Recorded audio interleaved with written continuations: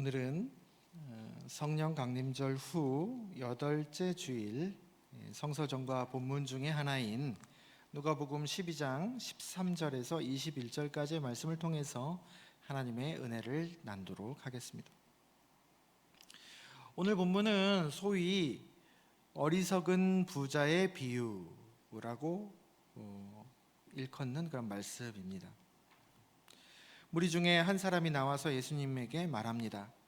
내 형을 명하여서 나와 유산을 나누라고 좀 해주세요 라고 말합니다. 그러니까 예수님이 말씀하시죠.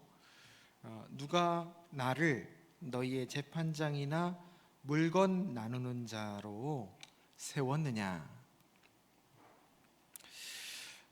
우리는 주님을 이 질문한 사람처럼 때때로 이런 분이라고 생각할 때가 많이 있죠.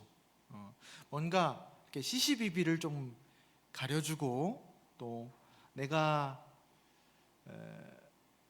좀 능력이 모자라서 못하는 그런 일처리들, 세상에 많은 필요한 일처리들을 이렇게 해주시는 또 그러니까 교통정리를 해주는 분으로 우리는 주님을 생각할 때가 참 많이 있죠.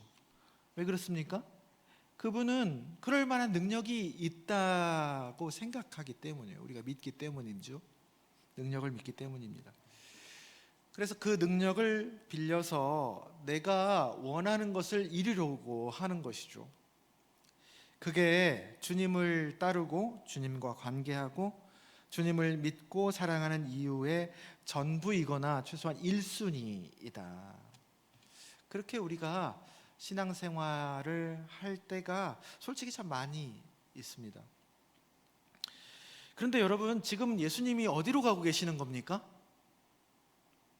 몇 주째 예수님이 예루살렘으로 가는 그 길에서 벌어진 일을 우리가 나누고 있잖아요. 9장 51절부터 이어진 본문이 계속되지 않습니까? 예루살렘으로 가는 길이라는 것은 무엇을 얘기합니까? 죽으러 가는 거예요. 죽으로. 하나님의 부르심을 받아서 그분의 뜻을 받아들이고 그 뜻의 결과물도 하나님께 맡겨드리는 철저한 자기 비움의 여정을 예수님이 걸어가고 있는 거예요. 인생을 다 걸고 걸어가는 겁니다. 그 길을 제자들이 따라가는 거죠. 얼마나 진지한 여정입니까? 얼마나 진지한 여정이에요. 그런데 제자들의 마음은 어디가 있는 거예요? 여러 질문들, 여러 이야기들에서 우리가 알 수 있듯이 제자들의 마음은 콩밭에 가 있는 거예요. 전혀 핀트를 못 맞춥니다. 이 질문들을 듣는 예수님의 마음은 어떠셨을까? 제가 어릴 적에 우리 어머니가 큰 병에 걸리셔가지고 돌아가실 뻔했었어요. 어린 이제 초등학생이었는데 어린 나는 이제 분위기 파악을 이제 못 하는 거예요. 이제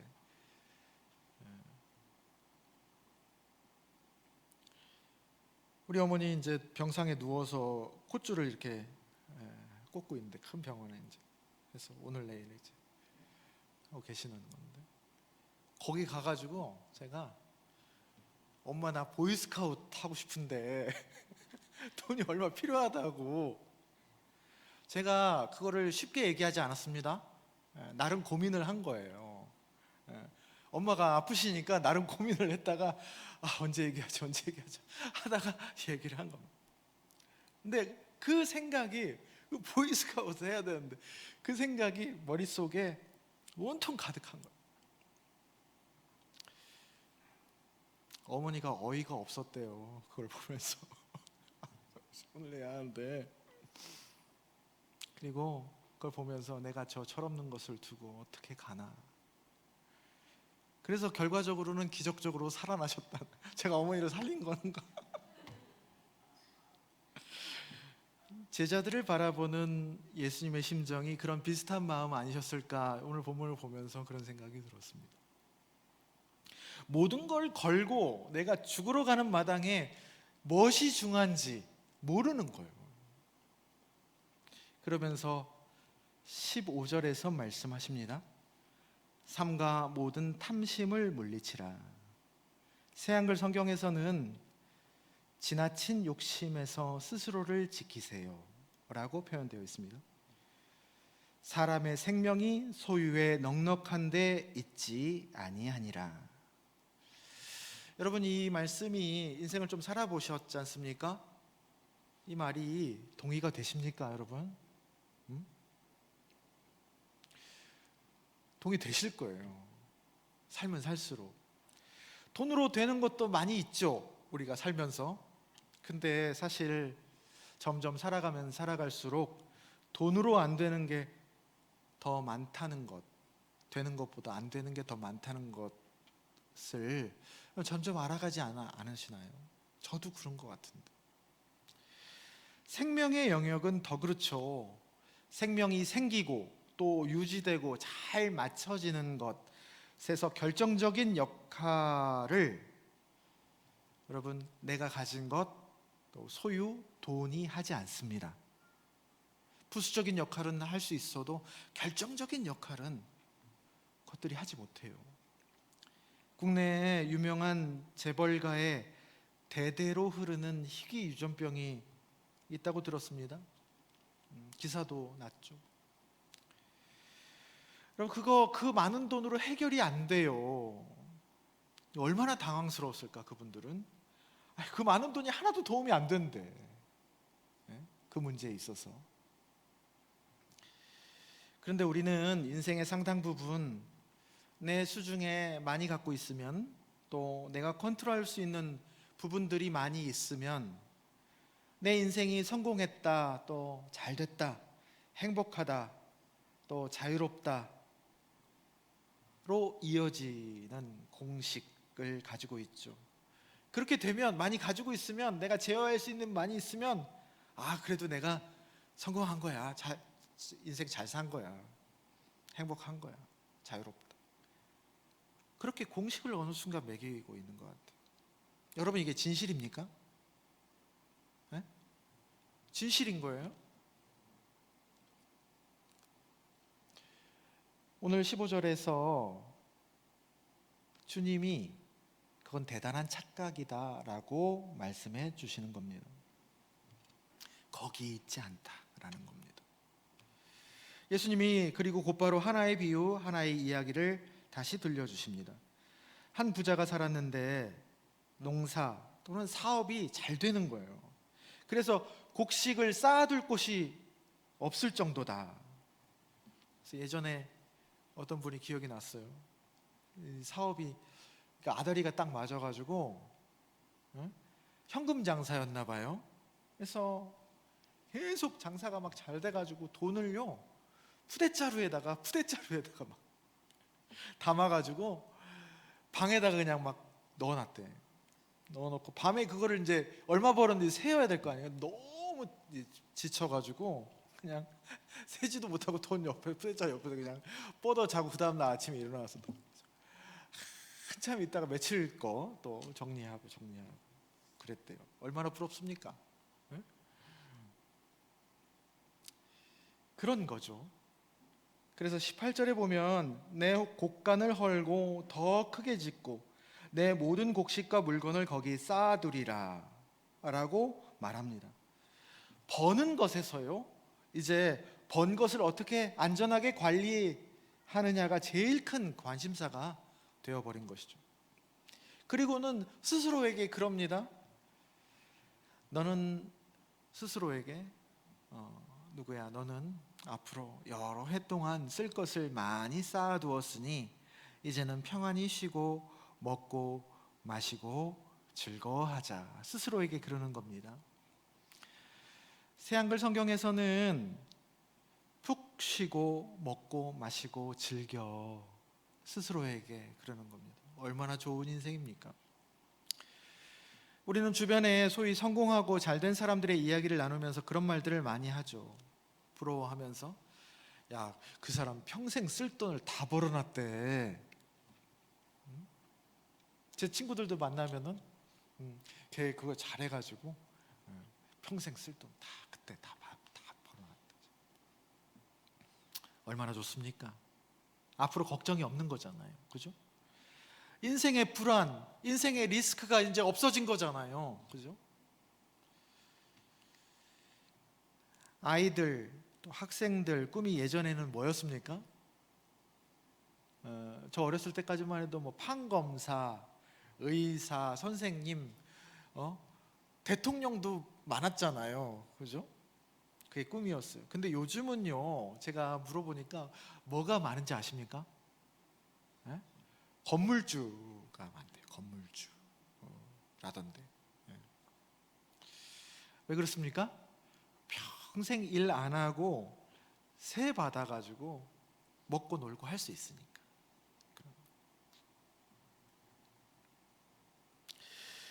우리 어른들의 영향이기도 하고, 한동안 열심히 경제 성장에 애쓴 그 이면의 그림자와 부작용이라고 생각도 되고, 또 우리 한편으로는 젊은이들 삶이 참 고되고 힘들거든요, 여러분. 그 반작용이기도 하다는 생각이 들었습니다. 너무 힘드니까 이제 그런 생각을 하는 거겠지. 그래서 그런 생각을 하는 게 걱정도 되지만 한편으로는 이해가 되고 좀 짠하기도 합니다. 우리 아이들, 우리 집의 아이들도 어릴 적부터 풍족하게 자라지 않아서 어린 마음에 이제 아픔도 있고 한도 있을 거 아닙니까? 그래서 그런 얘기 해요. 나 어른 되면 나 돈 많이 벌고 싶다는 거예요. 그래서 제가 그 앞에서 이렇게 설교를 늘어놔야 되는데, 여러분, 교회에서 여러분이나 되니까 설교를 들어주지, 저는 집에서 설교 못 합니다. 그래서 그러냐? 그래, 그럼 한번 그렇게 살아봐. 그러죠. 그런데 여러분, 모든 사람들이 이렇게 주님이 말씀하셨듯이 그렇게 애먼데서 답을 찾고, 그렇지만 사필귀정, 무슨 말입니까? 모든 일은 반드시 바르게 돌아가게 되어 있죠. 마침내 진실로 모이게 되어 있습니다. 우리가 어디에서 뭘 하든 마침내 그 엄연한 진실, 오늘 주님이 말씀하신 그 엄연한 진실 앞에 언젠가는 서야 한다는 것이죠. 그게 성경에서 말하는 심판이라면 심판이겠죠. 그 앞에 서는 순간 매우 당혹스러운 일이면서도 사실은 매우 다행스러운 일이죠. 그게 아니었으면 더 나갔을 텐데, 더 망가졌을 텐데, 더 헛군데서 애먼데서 찾았을 텐데, 이제 모아놓은 게 많아서 이제 앞으로 먹고 쓰고 놀 일만 남아있는 그 우리의 로망 같은 인생 앞에 20절 하나님은 말씀하십니다. 어리석은 자여, 새한글 성경에서는 분별 없는 사람아, 이 사리 분별 못하는 이 철없는 사람아 라는 말입니다. 오늘 밤에 내 영혼, 네 목숨을 걷어갈 텐데, 그러면 네가 그동안 앞으로 삶을 위해 준비해 놓은 것, 쌓아둔 그것은 누구의 것이 되겠느냐 라고 하나님이 그 부자에게 말씀하십니다. 오늘 구약 병행 본문 중에 선택 본문이 있거든요. 구약 본문 시편이 2개 중에 하나를 고르는 거예요. 그래서 오늘은 그걸 선택하지 않아서 프린트 해드린 것은 없지만 그 하나가 전도서입니다. 전도서 1장과 2장의 말씀인데, 그래서 솔로몬의 고백이거든요. 솔로몬이 가져본 것 다 가져보고 이룰 것 다 이뤄보고 나서 나중에 고백하는 말씀이에요. 그 유명한 말씀이 뭐죠? 헛되고 헛되고 헛되고 헛되니 모든 것이 헛되더라. 그 헛되다라는 단어가 히브리어로 헤벨입니다. 헤벨은 뭐냐면요, 입김이에요. 입김. 입김은 겨울에 보면 뭔가 있는 것 같지만 잡아보면 없는 거죠. 그렇게 뭔가 있는 것 같지만 없는 거예요. 사실 헛거라고요. 내가 진짜인 줄 알았던 것, 정말 인생에서 중요하다고 생각했던 것, 그게 사실은 진짜이고 중요한 것이 아니더라라는 솔로몬 다 가져본 자의 고백입니다. 이제 우리 어머니, 아까도 얘기했는데 이제 우리 어머니도 이제 세월이 지나서 이제 80대 중반이신데 최근에 몸도 이제 예전 같지 않으시고, 그래서 그런지 마음도 이제 뚝 떨어지셔가지고 지금 힘드시거든요. 어제 밤에도 갔다 오고 그랬는데, 어머니 그동안 삶이 참 돈 좋아하셨어요. 왜냐하면 그럴 수밖에 없는 게 혼자서 이제 애들을 키웠어야 했으니까요. 저는 아버지 일찍 돌아가시고 우리 어머니 혼자서 우리 남매를 키우셨거든요. 그러니까 돈에 대해서 더 절박하고 더 강박적이었죠. 돈이 있어야 무시 안 당하고 자식들 또 손주들에게 또 줄 수 있고. 근데 요즘 그런 얘기를 많이 하셔요. 이제 80대 중반 되셔가지고 갑자기 이제 몸도 마음도 그렇게 되시니까 돈이 뭔 소용 있냐, 아무 소용 없더라. 돈이 없어 보니까 별로 안 불편하더라. 이제는 나만 생각할란다 그러더라고요. 그냥 그러시라고, 어머니 그러시라고. 그게 이기적으로, 앞으로 이기적으로 내가 가겠다는 얘기가 아닙니다. 이제 진실 앞에 설 때가 되었다라는 것이죠. 돈도 좋고 자식도 좋지만은요, 사실 하나님과 나, 그 둘이 제일 진짜거든요. 다 없어지고 그것만 남는 거예요. 그게 인생의 진실입니다. 언젠가 맞닥뜨려야 될 진실이죠. 오늘 구약 병행 본문인 호세아 11장 1절에서 11절 말씀이 그렇습니다. 여러분 거기에 있죠. 이스라엘 백성에게 하나님을 마치 엄마처럼 소개해요. 호세아서에서 말하는 이스라엘 백성의 상태가 어떻습니까, 여러분? 호세아서 6장을 보면 그 유명한 고백이 있죠. 오라, 우리가 여호와께로 돌아가자. 우리가 여호와를 알자. 힘써 여호와를 알자. 라고 고백합니다. 이게요, 말은 좋죠.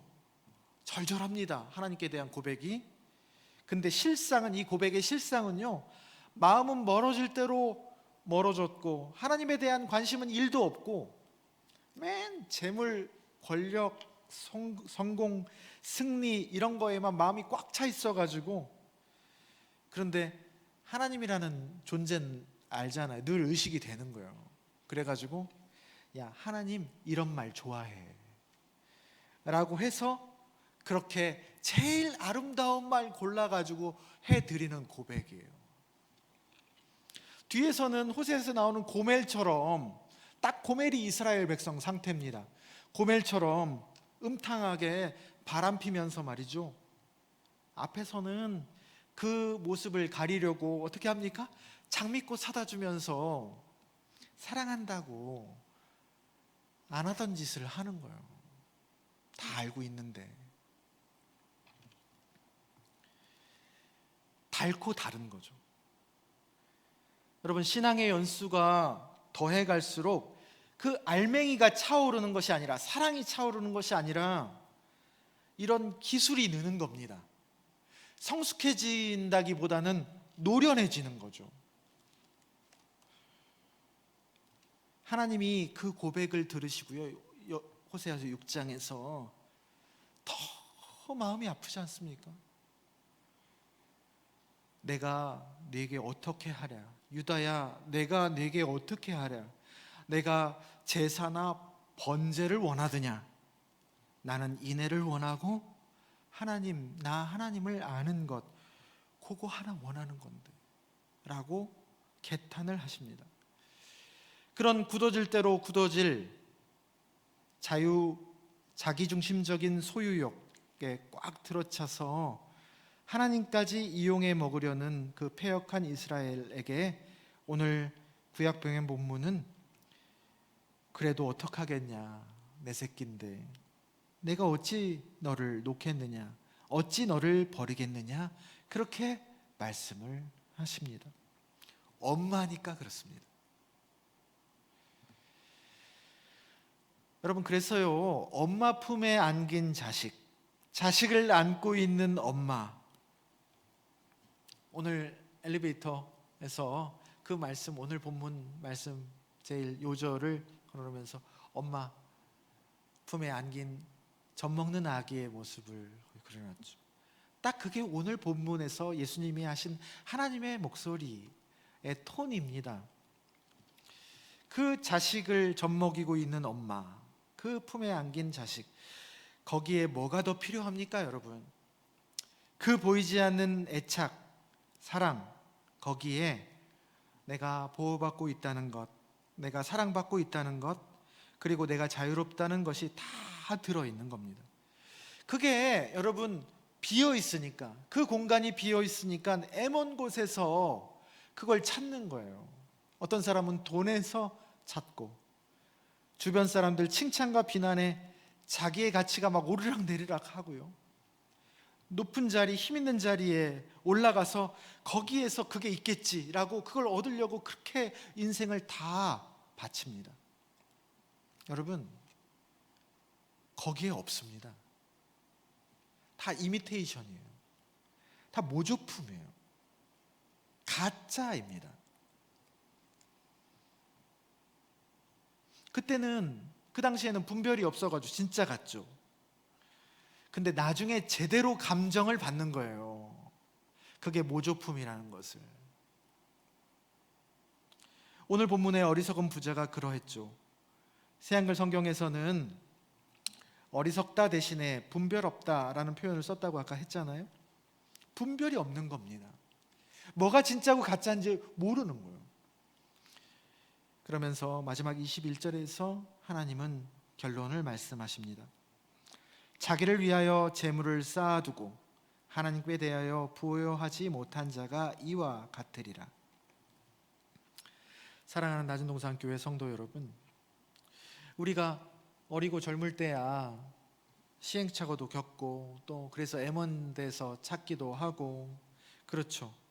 어찌 보면 그러한 모습들이 풋풋하다고 할 수도 있고, 낭만이라고 할 수도 있습니다. 그리고 인생을 한 여정으로 보면, 길로 보면 겪어야 할 것은 겪어야 되죠. 그것을 스킵하고 또 지름길로 갈 수는 없습니다. 광야 40년의 이스라엘 백성들처럼. 그러나 여러분, 끝이 다가올수록 우리는 이 하나님의 진실, 하나님의 현실 앞에 점점 더 겸손해져야 한다는 것 하나만큼은 부인할 수 없습니다.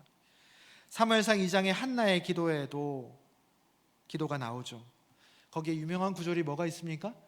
여호와는 죽이기도 하시고 살리기도 하시며 가난하게도 하시고 부하게도 하시며 낮추기도 하시고 높이기도 하신다. 여러분, 한나가 왜 기도하러 갔는지 아십니까? 한나가 왜 기도하러 갔죠? 자식이 있는 후처에게 괄세를 받아가지고 나 자식 없다고. 근데 남편도 공감을 안 해줘요. 하니까 마지막 하나님한테 와서 하소연한 거예요. 하나님, 나 자식 달라고. 그러라고 기도하러 올라간 거잖아요. 자식이 있어야만 내 인생이 핀다는 생각으로 온 거예요. 그 한 가지 생각에 꽉 차가지고. 오늘 자기 유산, 자기 재산 교통정리해달라고 주님께 요구한 거랑 비슷한 동기죠. 그런데 그 기도 중에 하나님을 만납니다, 한나가. 그래서 기도가 바뀌어요, 이렇게.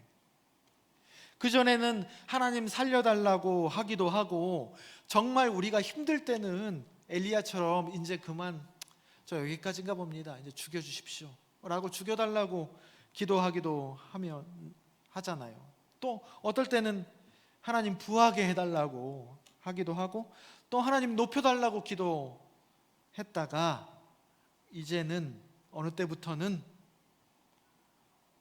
가난하게 하셔도 부하게 하셔도 낮추셔도 높이셔도 죽이시든 살리시든 하나님은 변함이 없으시다. 하나님 품에 안겨서 고요한 평화를 누리는 이에게는 이 모든 오르락내리락, 이 없어지고 있고 이 모든 상황의 변화가 모두 어떤 일입니까? 같은 일이 되는 거예요. 그분이 같기 때문입니다. 그분이 다 가난하게도 하시고 부하게도 하시고 죽였다가 살리기도 하시는 분이기 때문입니다.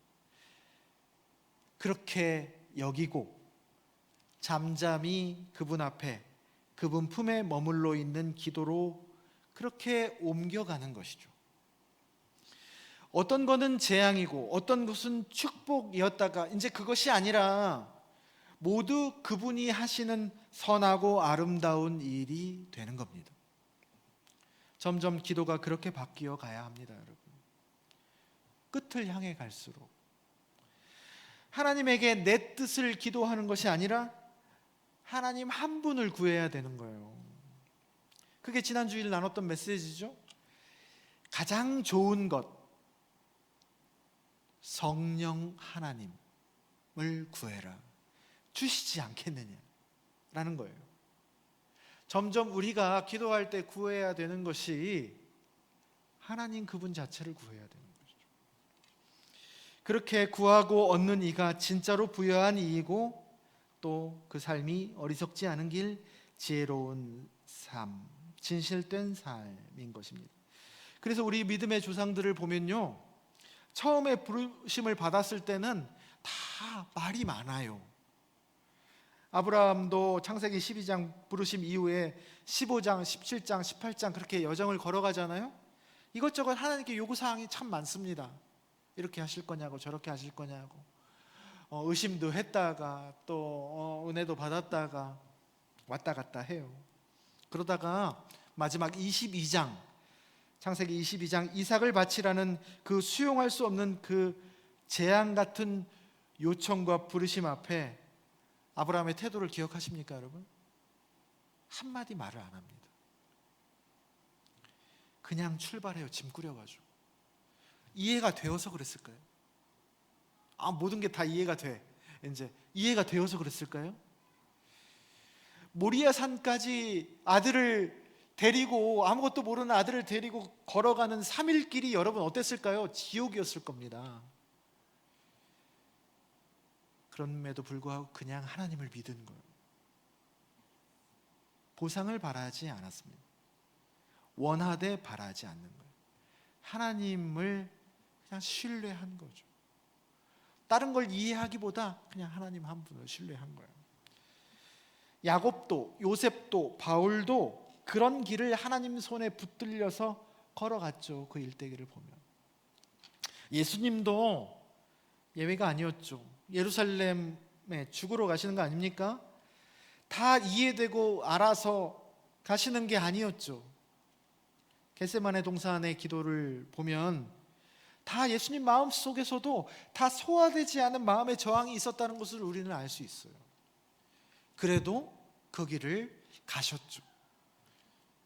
문제가 해결되어서 고통이 없어진 것이 아닙니다. 하나님 한 분과의 관계, 그 품 안에 있는 것을 최고의 가치로, 최고의 재산으로 삼았기 때문입니다. 그래서 겟세마네 동산의 기도에서 내 뜻대로 마시고 이해하진 않겠지만 아버지의 뜻대로 뭔지 모르겠지만 해달라고 기도하신 것이죠.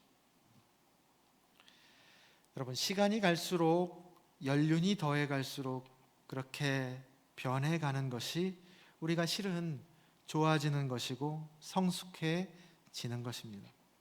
이 하나님에 대하여 부요한 자가 성경적인 관점에서 진짜 부자입니다. 그래서 우리 모두 다 부자 되시기 바랍니다. 오늘 설교 제목이 뭐죠? 부자 되세요. 오늘 성경의 말씀대로 그렇게 부요한 자, 부자가 여러분 인생 중에서 되시기 바랍니다. 알아주지 않아도 됩니다. 하나님은 나중에 진실 앞에서 너 부자다, 그 칭찬 받아야 될 거 아니에요. 오늘 마지막으로 그 누구보다 이전의 삶을 되돌아보며 헛군데 힘을 뺐던 자신의 신앙과 삶을 참회하며 하나님께 아름다운 사랑 고백을 올렸던 4세기 때의 성 어거스틴의 고백록, 참회록의 고백을 읽어드리면서 말씀을 마치겠습니다. 나는 너무 늦게 당신을 사랑하게 되었습니다. 오 아름답고 너무나 오랜 그리고 새로운 님이여, 그렇습니다. 나는 너무 늦게 당신을 사랑하게 되었습니다. 내가 무엇을 알게 된 것인가요? 당신은 내 안에 계셨는데 나는 내 몸과 마음 밖에서 당신을 찾고 있었습니다. 나는 미친 사람처럼 당신이 지으신 아름다운 존재들과 충돌했습니다. 당신은 내 안에 계셨지만 나는 당신 안에 없었습니다. 당신은 나를 부르시고 소리쳐 내 귀를 막고 있는 것을 부수시고 나의 들보를 드러내어 내던지셨습니다. 당신은 나의 무지를 쫓아내고 나에게 향기로운 바람을 불어주셨습니다. 그리하여 나는 나의 숨을 들이켰으며 당신을 원하고 당신을 맛보았습니다. 이제 나는 음식과 물을 원하는 것처럼 당신을 원합니다. 당신이 나를 만지셨으므로 나는 사랑의 불에 타오릅니다. 당신의 평화를 얻은 이후 내내